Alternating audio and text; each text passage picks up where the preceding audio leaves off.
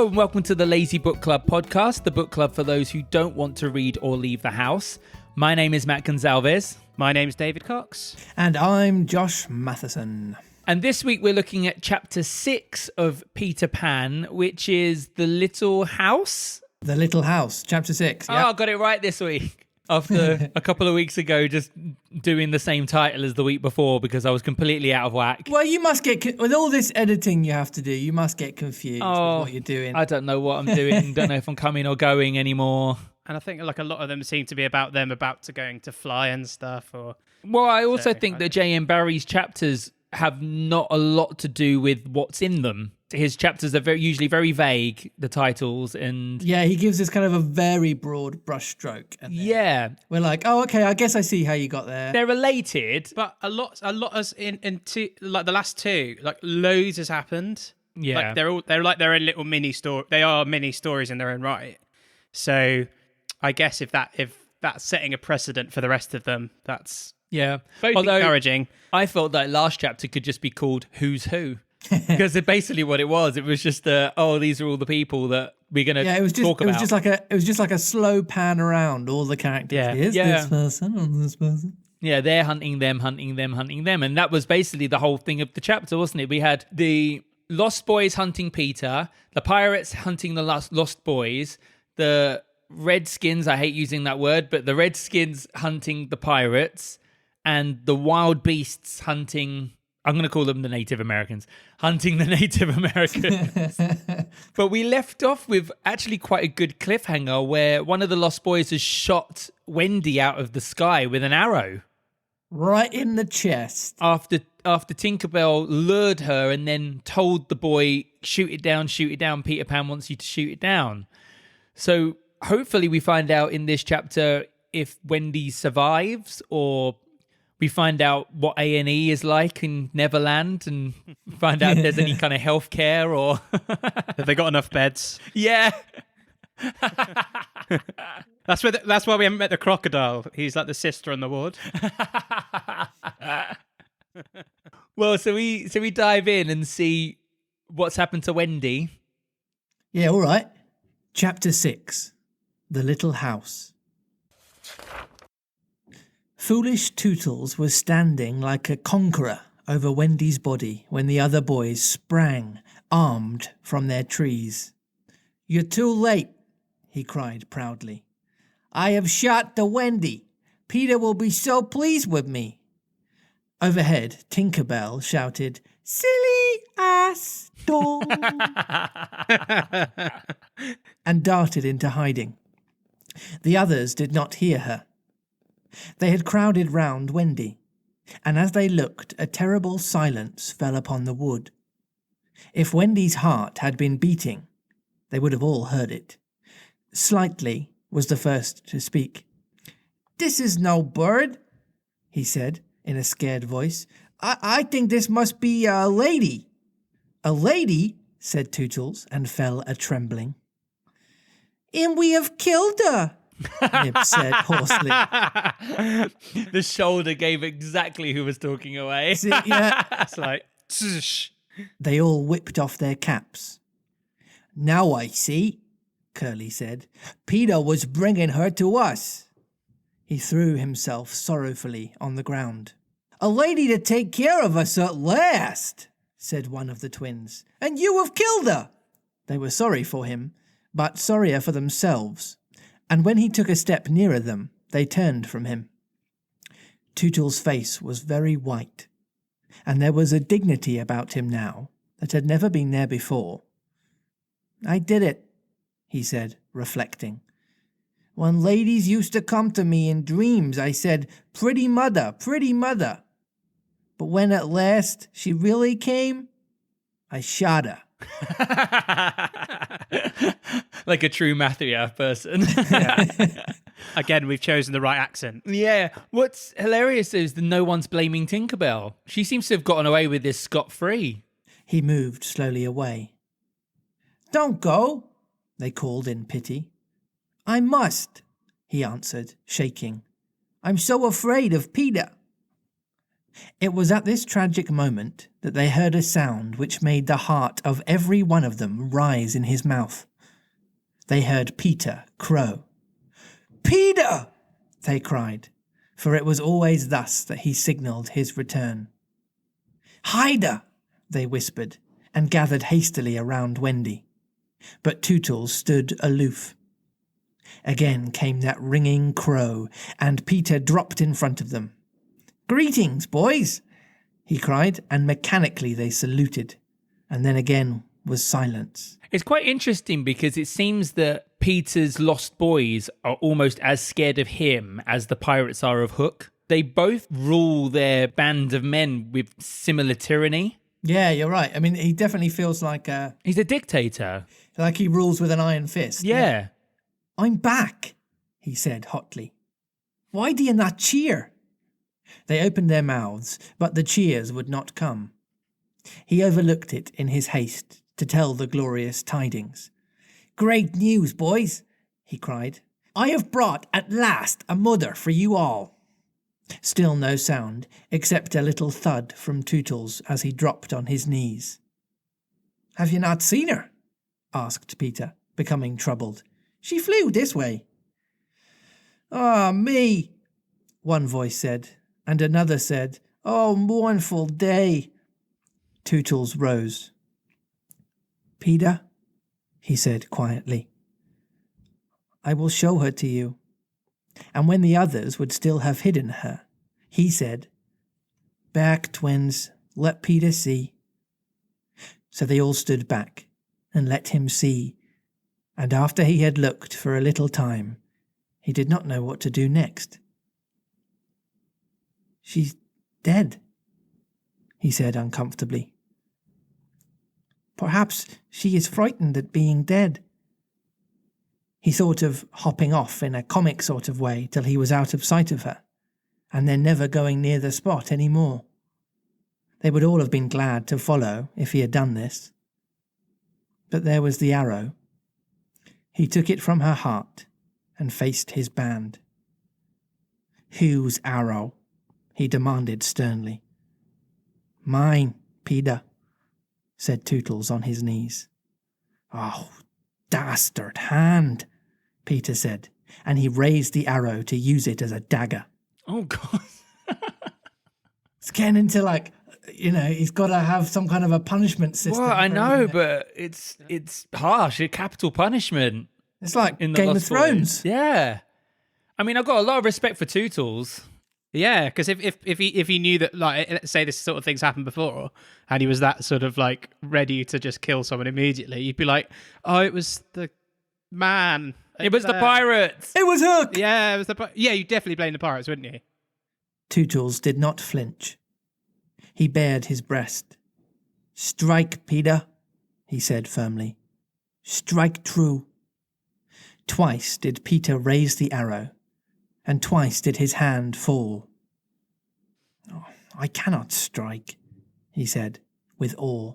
"There is something stays my hand." All looked at him in wonder, save Nibs, who unfortunately looked at Wendy. "It is she!" he cried. "The Wendy lady! See her arm!"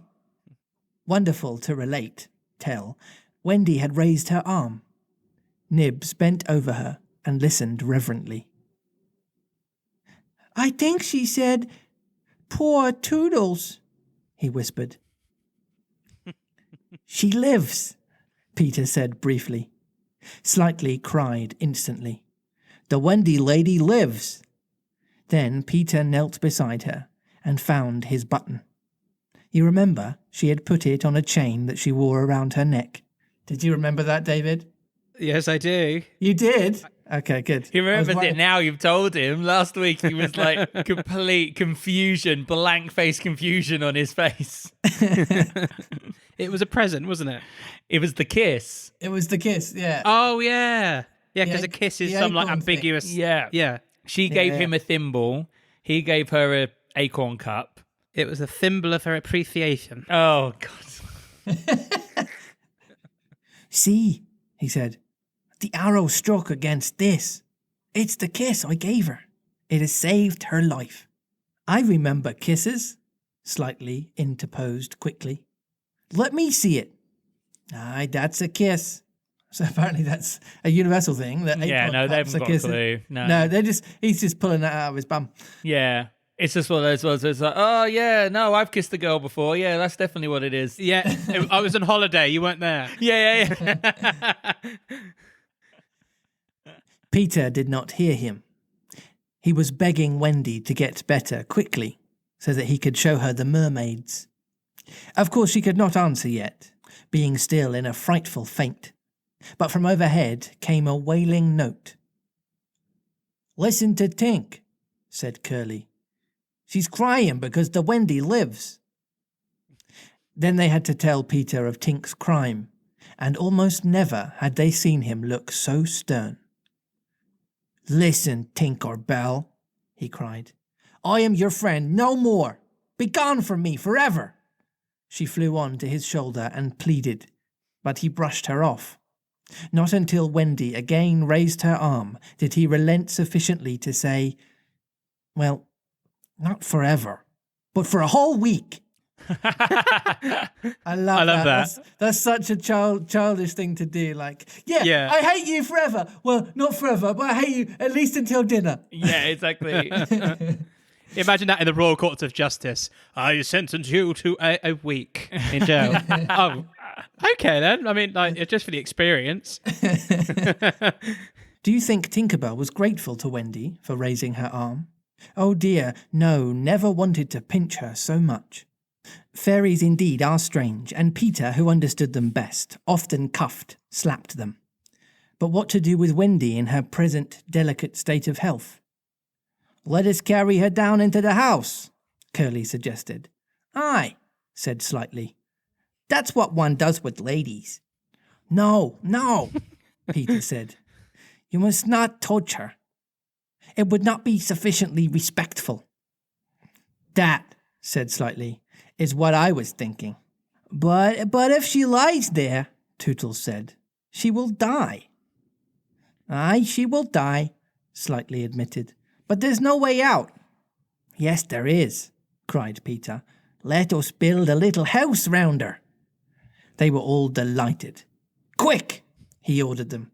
Bring me each of you the best of what we have. Gut our house. Be sharp. In a moment, they were as busy as tailors the night before a wedding. They scurried this way and that, down for bedding, up for firewood, and while they were at it, who should appear but John and Michael? As they dragged along the ground, they fell asleep, standing, stopped, woke up, moved another step, and slept again. What? Seems like a right palaver. Yeah. John! Michael would cry. Wake up! Where's Nana, John, and Mother? And then John would rub his eyes and mutter, It's true, we did fly.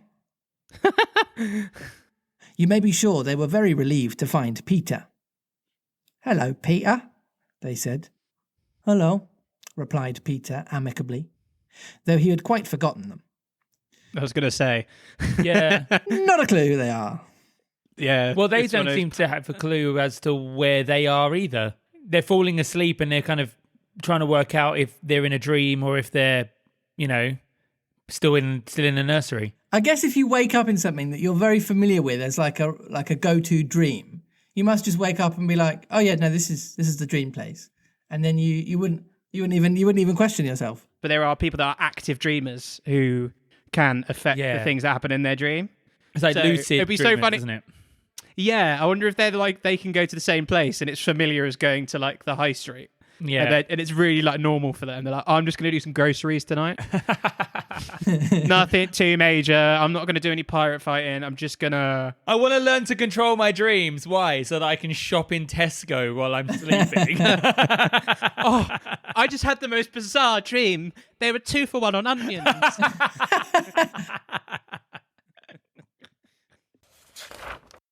Hello, Peter replied amicably, though he had quite forgotten them. He was very busy at the moment, measuring Wendy with his feet to see how large a house she would need. Of course, he meant to leave room for chairs and a table. John and Michael watched him. Is Wendy asleep? They asked. Yes. John, Michael proposed, let us wake her and get her to make supper for us. She's just been shot. Yeah, but she's a woman, so therefore it's her job. That's true. Even in a very sort of alarming state of health, it's like, no, get the stove on, love. It's so ridiculous, isn't it? It's disgusting. But as he said it, some of the other boys rushed on, carrying branches for the building of the house. Look at them, he cried. Curly, said Peter in his most captainy voice, see that these boys help in the building of the house. Aye, aye, sir. Build a house? Exclaimed John. For the Wendy, said Curly. For Wendy? Said John, aghast. Why, she's only a girl. I don't like John. John's taken after his sexist. father. He's a complete misogynist. This is what happens when you're the first boy of a misogynist. Yeah. Because he's probably been basically told that he's the first child. You just inherit all of the patriarchy. That, exclaimed Curly, is why we are her servants. You? Wendy's servants? Yes, said Peter. And you also. Away with them. The astounded brothers were dragged away to hack and hew and carry. Chairs and a fender, fireplace, first, Peter ordered. Then we shall build a house round them. Aye, said Slightly. That is how a house is built. It all comes back to me. Peter thought of everything. Slightly, he cried. Fetch a doctor. Aye, aye, said Slightly at once, and disappeared, scratching his head. So Netherlands does have a medical system. Well, clearly they understand the concept of a doctor. I don't know what the doctor's going to end up No, being. exactly. It's a badger. With a stethoscope. Yeah. So they're building the house around Wendy, obviously, but they're starting with the furniture and they're going to put that around her and then they're going to build the they were walls. getting like firewood. It's like, do you need foundations or... Yeah, they seem to be building... They're building the house inside out rather than outside in. They're going to furnish it and then put the walls around it. Maybe that's because they live underground and they've not actually got an exterior. They're not used to that bit, yeah. But they're not underground at the moment. They're building a house on top of the ground. No, but they're not used to having to do the wall bit. Their regular dwelling is up Right, yeah, fair enough. So they're not used to like a facade. Yeah. So I'm not sure we're going to see some beautiful like brickwork or... But also, there's a logic to it. If you you may as well furnish the room to work out, making sure all the chairs are evenly spread. You got enough room to play Twister, and then put the walls down. Room for activities. Imagine if you built the walls first, and you're like, oh, bum, it's too small. I hope they measure to see if there's enough space by literally swinging a cat around. Yes. To ascertain whether there is indeed room to swing a cat. Aye, aye, said Slightly at once, and disappeared, scratching his head. But he knew Peter must be obeyed, and he returned in a moment, wearing John's hat and looking solemn. Please, sir, said Peter, going to him, are you a doctor? The difference between him and the other boys at such a time was that they knew it was make-believe, while to him make-believe and true were exactly the same thing.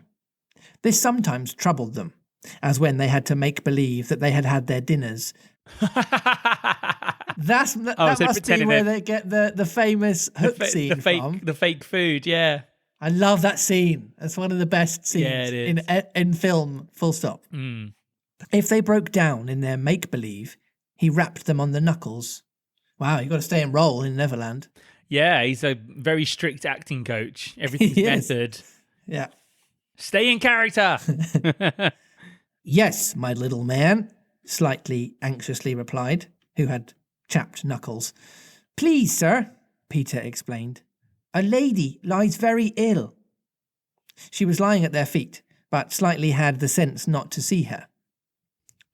Tut, tut, tut, he said. Where does she lie? In yonder glade. I will put a glass thing in her mouth, said Slightly, and he made believe to do it while Peter waited. It was an anxious moment when the glass thing was withdrawn. How is she? Inquired Peter. Tut, tut, tut, said Slightly. This has cured her. Oh, good. I am glad. Peter cried. I will call again in the evening, Slightly said. Give her beef, tea out of a cup, and a spout to it. That doesn't make any sense. Well, I mean, medicine in this time didn't, so. They put like a pigeon on each foot or something, yeah. I think beef tea must be just, Bovril or something. Yeah. Yeah, it is, yeah. It's like a beef extract, isn't it? To be fair, I prefer that to leeches. But the cup has to have a spout. Is it like a tippy cup like that toddlers use? Oh, yeah, maybe it is a little sippy cup. So they're giving her Bovril in a sippy cup. Yeah. Yeah. But after he had returned the hat to John, he blew big breaths, which was his habit on escaping from a difficulty. In the meantime, the wood had been alive with the sound of axes. Almost everything needed for a cosy dwelling already lay at Wendy's feet. If only we knew, said one, the kind of house that she likes best. Peter, shouted another, she's moving in her sleep. Her mouth opens, cried a third, looking respectfully into it. Oh, lovely. Perhaps she's going to sing in her sleep, said Peter. Wendy, sing the kind of house you would like to have. Immediately, without opening her eyes, Wendy began to sing. Oh. Yes. Oh, dear. So this is a song. It looks as if we get a couple of verses. It's just one of them now, and then there's some more later. I think this should be to the tune of Our House by Madness. Our house. Yeah. In the all right. I want that kind of best. upbeat, kind of poppy. Do it full Madness style. Yes, yeah, all right. yes, please. Na na na na na na na na na. Okay. I wish I had a pretty house the littlest ever seen, with funny little red walls and a roof of mossy green. Oi! That was the first one. Oh dear. Good. Check. Check. Well, there's some more to come. There's some more to come. I don't know if we're going to stick with the same thing, but probably. No. Yeah, the whole thing. Okay, great. They gurgled with joy at this, for by the greatest good luck, the branches they had brought were sticky with red sap, and all the ground was carpeted with moss. As they rattled up the little house, they broke into song themselves. Oh, so this is them singing a song. Is it still about the house? Yeah, it is, yeah. But then just, keep it all the same. Okay, but they've got they're gangsters, so I'm just going to have to make it Fine. madness. Gangster madness. From madness. the Bronx. We've built a little walls and roof and made a lovely door. So tell us, Mother Wendy, what are you wanting more? Oi! Is the oi Let's grab an oi. Yeah. No, there is no oi. You added it. I took creative license on that one. That's good. It's good to do that. You're adding your own touch. Thank you. To this, she answered greedily, and this is her response again. So I'm going to stick with good. Okay. Oh, really? Next, I think I'll have gay windows all about, with roses peeping in, and babies peeping out. Hey. I feel like it's Oliver Twist. Oh, So yeah. it's got that kind of. I went a little bit too fancy Victoriana feel on about it. No, it's good. I'm enjoying it. With a blow of their fists, they made windows, and large yellow leaves were the blinds. But roses? Roses! Cried Peter sternly. Quickly, they made believe to grow the loveliest roses up the walls. Babies? To prevent Peter ordering babies, they hurried into song again. We've made the roses peeping out, the babes are on the door. We cannot make ourselves, 'cause we've been made before. Hey! So did they dream the roses into? They did. They didn't have any roses, so they just made some up. I want roses, and then they go growing. That'd be so good, wouldn't it? Like you're at home, you're like, oh, I'm trying to make this bolognese, but we haven't got any onions. I make believe red onions. Ah, yes. And can you make believe chop them up as well? I love how your make-believe thing has just become ingredients when technically, surely if you had that power, your imagination is the limit. You could just imagine the whole bolognese, surely, rather than imagining the onions and then still having to make the bolognese. Darling, I could make believe a palace if I wanted to, but the point is they wanted roses which is what they needed at that particular time, and that's what they had. Right, okay. So it was a make-believe of convenience. This is a man who could dream anything and chose to dream going shopping at Tesco. So I think that's why we're... Inception 2. Are you hungry by any chance? I'm not hungry, no, actually. Oh, because you mentioned onions twice is all.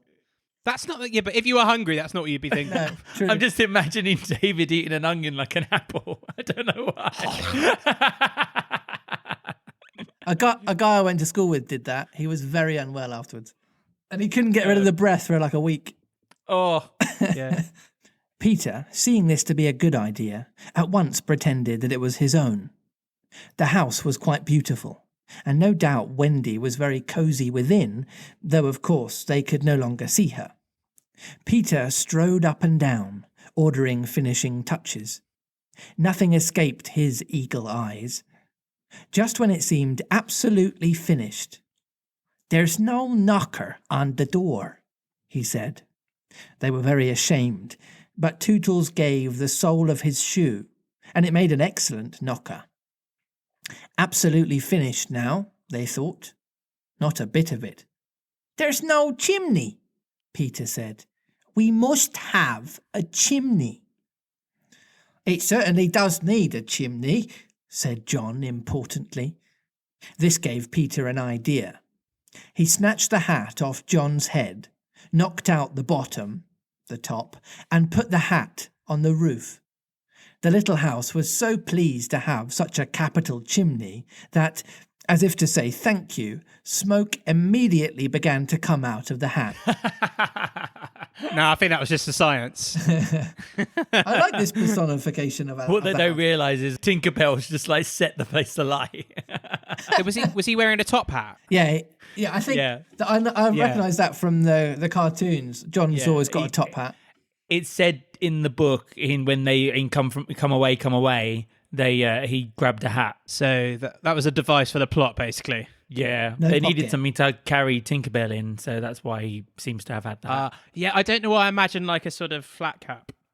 So that's what I imagined her flying in, but there you go. That's probably just because of the vocal choice we've gone for there. You've made a slightly more working class assumption. Yeah. Now, really and truly, it was finished. Nothing remained to do but knock. "I'll look your best," Peter warned them. "First impressions are awfully important." He was glad no one asked him what first impressions are. They were all too busy looking their best. He knocked politely, and now the wood was as still as the children. Not a sound to be heard except from Tinkerbell, who was watching from a branch and openly sneering. What the boys were wondering was, would anyone answer the knock? If a lady, what would she be like? The door opened and a lady came out. It was Wendy. They all whipped off their hats. Well, it wasn't going to be anyone else, was it? Clearly. I mean, They built the house around her. It's not like it's a magic trick where Samantha walks out. Like what? who's Samantha? An insurance salesman. I don't know. That's what I mean. She looked properly surprised, and this was just how they had hoped she would look. "Where am I?" she said. Of course, Slightly was the first to get his word in. "Wendy, lady," he said rapidly. "For you, we built this house." "Oh, say you pleased," cried Nibs. "Lovely, darling house," Wendy said, and they were the very words they had hoped she would say. "And we are your children," cried the twins. Then all went on their knees, and holding out their arms, cried, "Oh, Wendy, lady, be our mother." And she slammed the door. No, I'm on holiday. Yeah. "Ought I?" Wendy said, all shining. "Of course, it's frightfully fascinating, but you see, I'm only a little girl. I have no real experience." "That doesn't matter," said Peter, as if he were the only person present who knew all about it, though he was really the one who knew least. "What we need is just a nice, motherly person." "Oh dear," Wendy said. You see, I feel that is exactly what I am. It is, they all cried. We saw it at once. Oh, very well, she said. I'll do my best. Come inside at once, you naughty children. I'm sure your feet are damp. And before I put you to bed, I have just time to finish the story of Cinderella. In they went. I don't know how there was room for them, but you can squeeze very tight in the Neverland. And that was the first of the many joyous evenings they had with Wendy. By and by she tucked them up in the great bed in the home under the trees. But she herself slept that night in the little house, and Peter kept watch outside with drawn sword, for the pirates could be heard carousing. I don't know that word. Carousing. Is that, yeah? Or carousing? No, carousing. I think Carol it's singing. Carol singing. Yes, they were carol singing. Silent night. The pirates were carol we singing. have to avoid them. I think carousing. The activity of drinking alcohol and enjoying oneself with others in a noisy, lively way. Gentlemen, when this quarantine is over, would you like to go carousing? Very much, sir. Absolutely. That's such a good word because it's like arousing, caroling, carol singing. It's got a bit of rowdy in it as well. And the wolves were on the prowl. The little house looked so cosy and safe in the darkness, with a bright light showing through its blinds, and the chimney smoking beautifully, and Peter standing on guard. After a time he fell asleep, and some unsteady fairies had to climb over him on their way home from an orgy. What?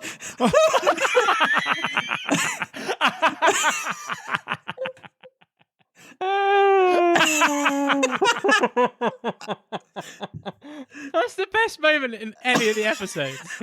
It's more just because Josh read it and then it registered what he just read. It was like, oh my God, did I just say that? But that was the same. Like I was expecting on their way back from, I don't know, Drinking nectar or... it comes out of nowhere. Please tell me that has a different meaning. Good grief. A wild party characterized by excessive drinking and indiscriminate sexual activity. Historically, secret rites used in the worship of Bacchus, Dionysus, and other Greek and Roman deities, celebrated with dancing, drunkenness, and singing.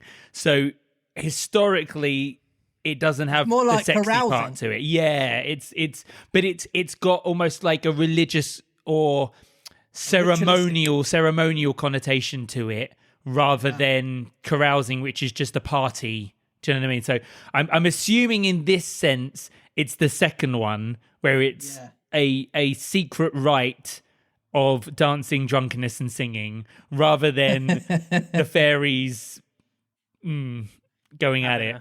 Having a little bit of... Slap and tickle. Any of the other boys obstructing the fairy path at night, they would have mischiefed, but they just tweaked Peter's nose and passed on. End of chapter. Initially, we thought that Wendy could be dead, and then we found out that she wasn't. But then the rest of the chapter after that didn't really further the storyline at all, did it? Well, they've built her a dwelling, and they've started the whole mother thing. I guess there's a little bit of that going on. Yeah, I mean, I can understand, like, but the main bit that was significant was just the Lost Boys saying to Wendy, "Will you be our mother?" I didn't feel like the house was necessary. It was a nice gesture. But it gives her a status, doesn't it? Because Yeah. they're all down there and she's up. But I always thought of that. And I was like, gosh, she looks like it seems like she's a bit of a sitting duck. Because this seems like a very dangerous place. But maybe And they just built also a house like they built the house maybe so that it was kind of more acceptable for her to be there, because she's not lodging with the boys. The boys are in the bunker. She's in her own dormitory, as it were, with Peter standing guard. So maybe that makes it more socially acceptable, the fact that there isn't, like, it's not co-ed. Do you know what I mean? I mean, it's just like not being safe. Like, because if you think the reason they are under a hole disguised as a mushroom is it's like a lair, isn't it? Oh, And yeah, she's yeah, just yeah. in a house with a chimney with Sending still smoke bits of signals coming up. Yeah. Like, that's where I'm going to be going if I'm a pirate, you know. Yeah. I mean, but at the end of the day, the pirates are trying to kill people with cake, so it can't be that dangerous. So pull up lit charts again. Lit charts! I mean, every week now, boys. It's going to get more and more. I'm gonna have to start putting like gun sound effects underneath this. So like, Was it yeah, like a yeah, clapton? rewind. Yeah, you pumpkins. The air horn. Was it Tim Westwood on who used to do Radio 1 always had like a klaxon going off every 2 seconds. It was really annoying. I think the main thing that's quite interesting with this chapter is we get an insight as to how Peter dominates and functions within this land. It's very significant, I feel, how he relates to the other boys and how that there is a sense of fear there, but also the fact that there is this forced make-believe aspect to it, where the boys are forced to use their imaginations. Yeah, and just such an interesting dynamic that you've got your captain, your leader, who is significantly less mature than the other boys, who seem to understand the difference between, you know, imagination and reality, and he who doesn't is the one who they follow, who they choose to follow, or they're forced to follow. I don't know. Yeah, but this little extract here kind of gives some insight into that. So Peter does not see a difference between reality and make-believe because as one of the imagined creatures, he himself is make-believe. And as the island's main imaginer, Peter's powers of make-believe are greater than those of the other boys who, after all, do feel a little hungry after a pretend dinner. They are not quite as imaginary as Peter. They do grow up. So you've got real mortals existing in a make-believe world run by a make-believe boy. And so they are having to conform to his reality, which is make-believe, despite the fact that their bodies aren't really created or made for that scenario. Because he seems to be able to survive on imaginary food, even though earlier he was stealing food out of birds' mouths. But even then, he was doing it for them, wasn't it? I guess he was doing it for the darling. He was mostly doing it to feed his guests. Yeah. So do you think the Lost Boys after hours are having to like hunt mice? Yeah.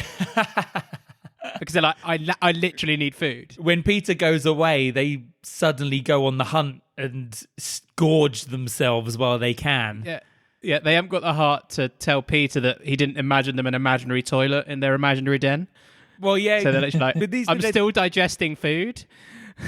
But these are the things. It's like these are the realities of life that he would not understand or would not be hindered by in any way. So it's just quite interesting because last week it did say that when Peter Pan came back to Neverland, Neverland came alive. So he does seem to be the main conduit, as it were, for the life of this island. Everything seems to react or be affected by him and his presence. So he's the orchestrator, the conductor. Yeah, he seems to be. I guess so. It's like, is it like the tree in the forest thing? So it doesn't. Nothing's when he's not there. Nothing's actually happening. Yeah, because he there's no seems concept to be like the battery or the power behind the island working, as it were. Is it a bit like on Sims when you close it down, put them in a room and you kind of imagine that they're still living, but really they don't really start, wetting themselves or locking themselves in the pool until you're logged back in. Yeah. That's what you think, though, Josh. They're actually all laughing at you. Yeah, probably. It's a new Black Mirror. That would be a great Black Mirror. Yeah. Where it turns out you're controlling a real person on the other side of the world. They've done some sort of... They did a similar one, yeah. The USS Callisto one was like a bit like that. Oh, I've never watched any. Oh, they're so good. I mean, it's a mixed bag. Some of them are like great, some of them not so much. So you could have one where, say, Bill Gates is microchipping people and it turns out that they then become real-life droids for the Sims game.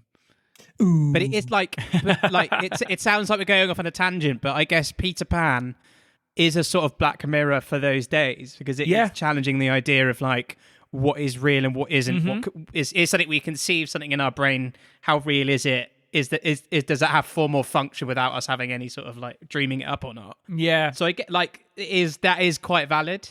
Well, also I'd say the things that aren't necessarily real can still have a very profound effect on the way that people act or the way that people think. Right. Yeah. Abstract things have such a massive influence on people's lives. or imagined things have such a massive impact on people's lives. You know what is real? Fairy orgies. So real. The shock on Josh's face reading that was just priceless. Absolutely priceless. Oh dear. So what are we looking at next week? What's the chapter next week? Right, chapter 7 is called The Home Under the Ground. Okay, so we're guessing we're back in the bunker. Well, that sounds like the start of Wind in the Willows. I wonder if Captain Hook's had his chance to make his cake, and maybe this might be what the next chapter is. Because the risk in that plan was that the boys had no mother to stop them from gorging themselves. Now they do. They have Wendy. So maybe Captain Hook's big dastardly plan might become all undone because Wendy's there to foil it for him. Yeah. It was interesting that the first thing that she thought to do when they were like, be our mother, was get inside, you naughty boys. Like that was the first thing. Yeah. So obviously they're looking for that structure and they're looking to be reprimanded. So maybe that she'll be able to offer that in a motherly way rather than being stabbed in the chest with an arrow. Yeah, a bit like that.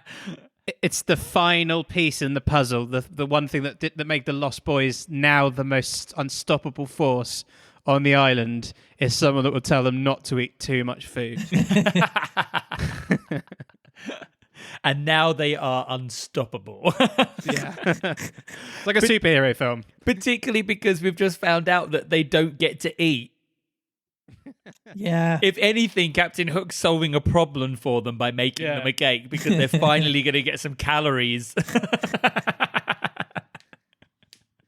Oh, it's so stupid. Right. If you have any insights or comments about this chapter, you can message us on thelazybookclub@gmail.com. Or if you want to drop us a wee line on Twitter, we're at Lazy Book Club Pod. And then do a little Instagram story and then you could put us in it and maybe you listening to the podcast at Lazy Book Club Pod. Very long-winded way of saying. Thank you. We hope you guys are enjoying the new book, and please do continue to recommend us and spread the word in person. A lot of podcasts build their audience through word of mouth and through personal recommendations. So thank you very much to everybody who has been recommending. And if you are enjoying this podcast, then please do recommend it. And if you aren't enjoying it, why are you listening? Yeah. Stop now. You just like being bored. I don't know. So next week, I've already forgotten the chapter. What was it? The Underground. The Home Under the Ground. Next week, The Home Under the Ground. See you there. Bye. I had to get the last word in.